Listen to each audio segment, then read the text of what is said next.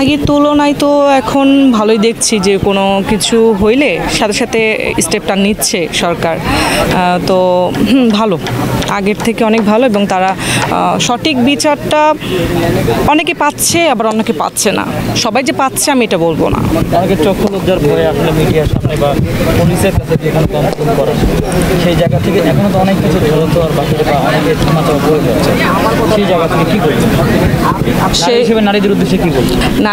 নারী হিসেবে নারীদের উদ্যোগে বলবো যে সঠিক জায়গায় যাও, সঠিক বিচারটা তোমরা অবশ্যই পাবে। যদি তোমাদের সাথে কোনো অন্যায় হয়ে থাকে, কেউ তোমাদের সাথে কোনো অন্যায় করে থাকে, অবশ্যই সে অন্যায়ের তার প্রতিবাদ করতেই হবে। কারণ এটা যদি না করা হয় তাহলে ওরা সবসময় সুযোগ নিয়ে তোমাকে সুযোগের সদ্ব্যবহার করবে।